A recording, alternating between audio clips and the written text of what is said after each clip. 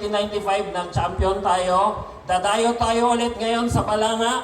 Magcha-champion ulit tayo. Kaya ba natin yon? Maniwala kayo. Kasi kung hindi kayo naniwala, malaki na ang lamang ng kalaban. Tayo ang unang maniniwala sa ating mga sarili, mga kapatid. Hindi naman, hindi naman natin dadaanin ito sa panalangin. Meron pong nire-request ang ating mga supervisors na intensive training. And we will do everything in our power in the division office to make this come true. So, yung mga magcha-champion, sino magcha-champion ngayong araw na to? Ano ba, top 3 ba yung sasali sa ano? Top 3 ba yung sasali? Sino pasok sa top 3 ngayon? So, sa mga magiging top 3, magkakaroon po tayo ng intensive training for the regional schools press conference. So, pilitin nyo na makasama doon sa top 3. So mga ma'am, nandyan po yung challenge sa inyo. Naniniwala ako sa kakayahan ng ating mga mag-aaral, sa ating mga school paper advisors, sa ating mga principal. So kakayanin po natin ito. So ayun po ang ating paghamon. Pero bago natin makalimutan ang totoong hamon nito, siguro hagipin natin ng konti yung ating tema para sa RSPC this year. Empowering Voices, Nurturing Campus Journalism in Support of the Matatag Curriculum. Noong kami, ang mga contestant, talagang patuguan yung paggawa ng dyaryo. Siguro ngayon, hindi nyo na alam kung ano ang itsura ng dami ng isang dyaryo. Pero noong panahon po namin, talagang tinatype yan ng isa-isa yung bawat article. So mahirap pa noon. Pero ngayon, wala na yung ganon. Medyo madali na.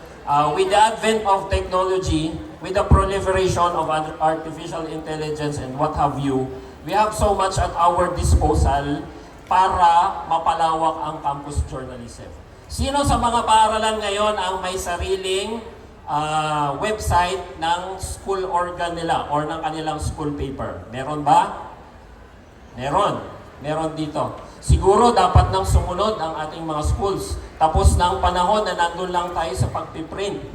Yung pag nag-iimprenta dati, gagawin mo ng napakatagal na panahon, tapos ipiprint nila, madideliver sa inyo after 1 month.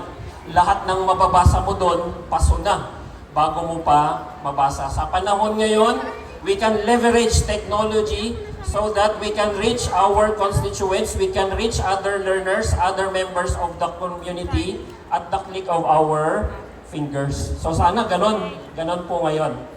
Sa mga journalist natin, meron akong nabasa kanina. Mahalaga daw po na mapalawak natin ang pamamahayag. Bakit daw? Ito po ay nabasa ko sa Philippine Collegian. Alam niyo ba ang Philippine Collegian?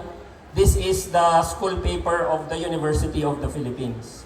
Ano po ang sabi doon sa Philippine Collegian? Sabi po doon, ang pagpapalawak ng pagbabalita at ng pamamahayag ay pagsiguro na kagyat na makararating sa mga mambabasa, sa mga makikinig, at sa mga manonood ang mas matimbang na mga naratibo at ang mga pagsusuri na merong tagos na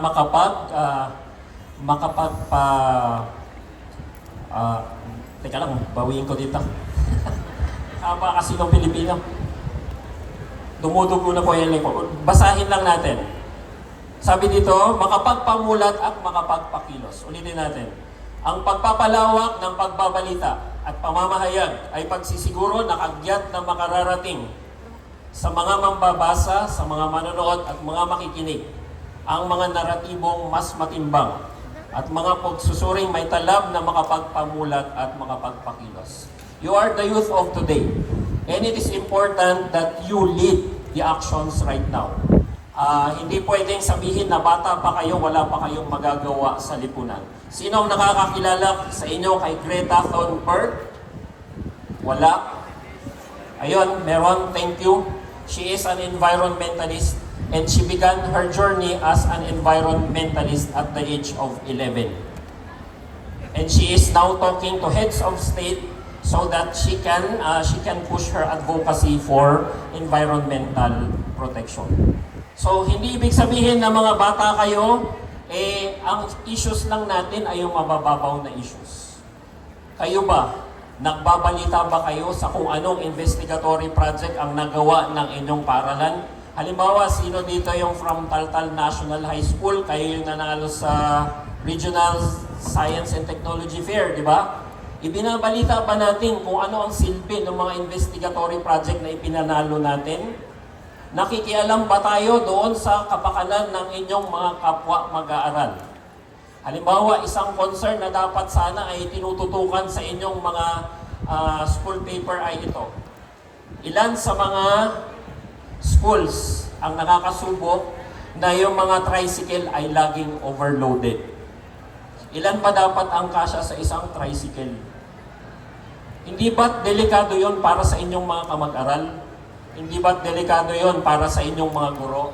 Pero baka naman tumatahimik tayo para sa mga boses na ito. Kailangang maging part tayo ng aktivismo na totoo.